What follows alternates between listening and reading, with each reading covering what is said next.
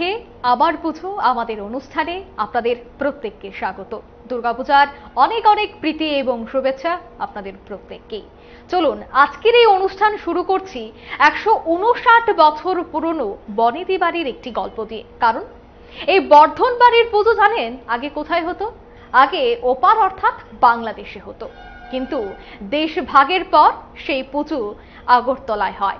অর্থাৎ তারা যখন ভারতে ফিরে আসে, আগরতলায় বসবাস করে, তারপর থেকেই আগরতলায় হচ্ছে সেই পুজো, সেই ঐতিহ্য মেনে। চলুন একটু ঘুরে আসা যাক।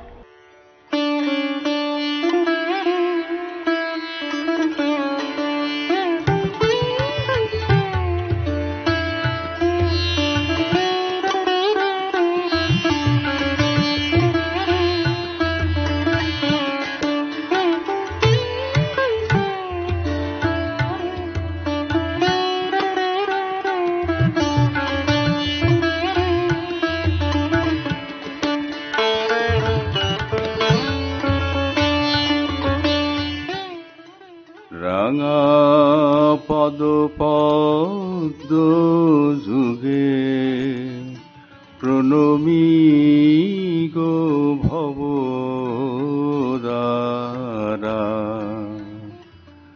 আজি এ ঘোর নিশীথে পুজিব তোমারে তারা।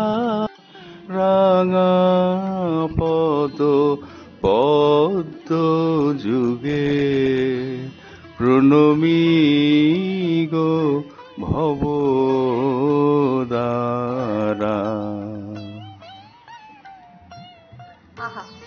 অসাধারণ। এবং আমরা পুজোর মধ্যে একেবারে ঢুকে গিয়েছি। আর এই মুহূর্তে আমি রয়েছি এই রাজ্যের অন্যতম স্বনামধন্য শিল্পী দেবাশিস বর্ধন রায়ের বাড়িতে, এবং যার গান শুনেই আজকে শুরু করব এই পুজোর আড্ডা। প্রথমেই প্রাক শারদীয়ার আগাম শুভেচ্ছা জানাই। এবং আপনার এই মা কত বছরের, কিভাবে এই পুজো হচ্ছে, এই নিয়ে আজকে আমরা একটু গল্প করব, তাই চলে এলাম। অ্যাকচুয়ালি আমাদের এই পুজোটা বর্তমানে বাংলাদেশ, ওটা পূর্ব পাকিস্তানের মহারাজার, আমাদের ত্রিপুরার মহারাজার একটা এস্টেট ছিল চাকলা রসনাবাদ, ওখানে কুমিল্লা জেলাতে ওটা। তো ওখানে কুঠির বাজার বলে একটি জায়গা ছিল, এখনো আছে। সেখানে তার পাশে একটা গ্রাম ছিল চবেপুর, সেই গ্রামে আমাদের পূর্বপুরুষদের বসবাস ছিল। এবং ওখানে ওরা 5 ভাই, মানে জয়কুমার বর্ধন, ঈশ্বরচন্দ্র বর্ধন, কামিনী বর্ধন, ওরা ওখানে স্বপ্নে আদেশ পেয়েছিলেন পুজোটা শুরু করার জন্যে। এবং ওরা 5 ভাই ছিলেন, 5 ভাই একসঙ্গে একই রাত্রে একই সময়ে স্বপ্ন দেখে এই পুজো শুরু করেন। এবং বংশানুক্রমিকভাবে এই পুজো হয়ে আসছিল ওখানে। 1951 সালে এই বাড়িতে পুজোটা শিফট হয়ে আসে ওখান থেকে, এবং ননস্টপ চলছে পুজোটা। মানে 1951 সাল থেকে ত্রিপুরায় এই পুজো হচ্ছে, তার আগে বাংলাদেশে কত বছর হলো? 1862 কাছাকাছি কোনো এক সময়ে। এবং সেটা ওখানে পুজো হয়ে এখন অবধি এই বছরে 159তম বর্ষ হবে আর কি পুজো। 159 বছরে পা দিল এবারের বর্ধন রায় বাড়ির পুজো। আপনি এই নিয়ে কত পুরুষ এই পুজো? আমি 6 পুরুষ। আমার বাবা, উনার বাবা, ওরা শুরু করেছিল ওখানে। এখন কি তাহলে বর্তমানে আপনি একা হাতেই সামলাচ্ছেন? আমি আছি, আমাদের ফ্যামিলির অন্যান্যরা আছে, আমার ভাই টাইরা আছে, আমার কাকা আছে জীবিত এখনো। তো ওনারা সবাই আসেন, কিন্তু বয়সের ভারে ওনারা আক্রান্ত বলে সবসময় তো ওনাদের পাওয়া যায় না, মানে কাজটা আমাকেই করতে হয় এবং সবার সহযোগিতায় আর কি। এই যে দশভূজার পূজা তো আর চারটিখানি কথা নয়, কিভাবে সবটা সামলানো হয়? পুজোর কয়েকটা দিন কিভাবে চাপ থাকে? আপনি তো পাশাপাশি একজন সঙ্গীত শিল্পী, সামলান কিভাবে দুটো দিন? আমি পুজোর সময় সঙ্গীতের ব্যাপারটা একদম বন্ধ রাখি, কেন কি আমি তো বাড়ি থেকে বেরোতে পারবো না, সেই জন্য এগুলোতে আমার যোগদান করা হয় না। আর পুজোর যে প্রস্তুতি বললে, সেটা আমি 1 বছর পুজো শেষ হলে তারপর থেকেই আমি আবার দ্বিতীয় মানে পরের বছরের জন্য প্রস্তুতি শুরু করে দেই। এবং বিশেষ করে কিছু কিছু জিনিসপত্র আমরা কলকাতা থেকে আমি গিয়ে নিয়ে আসি, যেমন ঠাকুরের গহনা টহনা থেকে শুরু করে অন্যান্য যা যা দরকার শাড়ি কাপড় চোপড় যা যা লাগে সেগুলো আমি ওখান থেকে নিয়ে আসি। আর আগরতলার যে পুরনো যে সমস্ত জায়গা থেকে আমরা বহু বছর ধরে জিনিসপত্রগুলো আনছি সংগ্রহ করছি সেগুলো ওখান থেকেই আমরা আনি। এবং আমাদের পুরোহিত যিনি আছেন উনিও বহু বছর ধরে পুজো করছেন, আমাদের ঢাকি যে আছে ও বহু বছর ধরে বাজাচ্ছেন। সবই সেট করা আর কি, মানে আমি আগে থেকে এমনভাবে করে রাখি যাতে পুজো এলে সমস্যার তৈরি না হয়। তবে আজকাল একটা সমস্যা, কাজের লোকের খুব অভাব।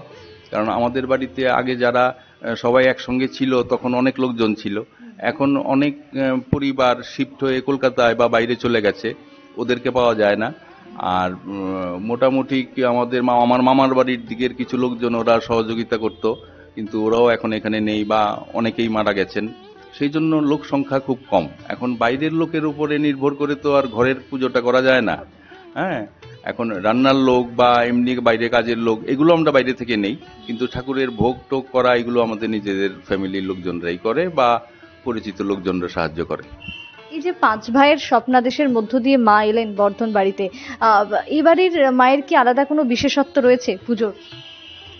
ওখানে দেশের বাড়িতে যে নিয়ম কানুনগুলো ছিল সেগুলো আমরা সব মেনটেন করার চেষ্টা করছি, এবং সেগুলো অনেক কিছু পুজোতে জিনিস লাগে যেগুলো এখন আজকাল আর পাওয়া যায় না, তো সেগুলো আমরা পূর্বপুরুষের আমল থেকে যেগুলো সংগ্রহ করে রেখেছিলাম সেগুলো দিয়ে দিয়ে কাজ চলছে। যেমন বিভিন্ন মাটি এখন দোকানে যেগুলো কিনতে পাওয়া যায় এগুলো সঠিক কি বেঠিক জানি না, সেই জন্য আমাদের কাছে এমন জিনিসপত্র রয়েছে যেগুলো অনেক পুরনো আমলের জিনিসপত্র রয়েছে, সেগুলো আমরা কাজে লাগাচ্ছি। পুজোর বাসনপত্র থেকে শুরু করে সবকিছুই পুরনো আমলের সব জিনিসপত্র রয়েছে। আর কি মতে পুজো হয় এখানে? আমাদের তো এখানে বৈষ্ণব বলবো না, আমরা বলছি শাক্ত মতে যে পুজো হয় সেটা হয়। আর বইটা যেটা যেই বই অনুসরণ করে পুজোটা হয় সেটা হচ্ছে মৎস্য পুরাণ। হ্যাঁ, সেই পুরাণ অনুযায়ী বই ঠাকুরমশাইয়ের কাছে সেই বই আছে, সেটা দেখে উনি পুজো করেন। আর আমাদের বাড়িতে দেশের বাড়িতে আগে বলি প্রথা ছিল, তো আমার ঠাকুরমা যখন ওই বাড়িতে বিয়ে হয়ে আসেন তখন এই রক্তপাত ইত্যাদি ঠাকুরমা খুব একটা পছন্দ করতেন না, তো সেই সময় তো উনি বাড়ির বউ বলে কিছু বলতে পারেননি। এই বাড়িতে যখন পুজো শিফট হলো ওখান থেকে, তখন তো পূর্বপুরুষরা কেউ ছিলেন না। আমার দাদুকে ঠাকুমা বললেন যে আমাদের তো এই জিনিসটা ভালো লাগছে না, এটা বন্ধ করে দিলেই ভালো। সেই জন্য বলি প্রথা বন্ধ। পরবর্তী সময়ে কিছুদিন শত্রু বলি দেওয়া হতো। ঠাকুমা এক সময় বললেন যে আমাদের তো কোনো শত্রু নেই, তাহলে আমরা কেন শত্রু বলি দেব, ওটাও বন্ধ করে দেওয়া হয়েছে। তো যখন শত্রু বলি ছিল সেটা কিভাবে হতো? ওই চাল কুমড়ো বলি দিত, আখ বলি দিত, হ্যাঁ, একটা আটা দিয়ে একটা মানুষের মতো তৈরি করে ওটা বলি দেওয়া হতো। এগুলো আমি ছোটবেলায় এখানে দেখেছি সব, কিন্তু পরে ঠাকুমা জীবিত থাকতেই এগুলো বন্ধ করে দিয়েছেন, সেগুলো আর এখনো হয় না। পুজো মানে এখন শুধু ধর্মে সীমাবদ্ধ নেই, পুজো মানে সাহিত্য, পুজো মানে শিল্প, পুজো মানে সংস্কৃতি। আর এবারের এই পুজোয় শিল্প সংস্কৃতি কতটা জায়গা করে নেয় সেটাই কিন্তু দেখার। কি জানলেন তো,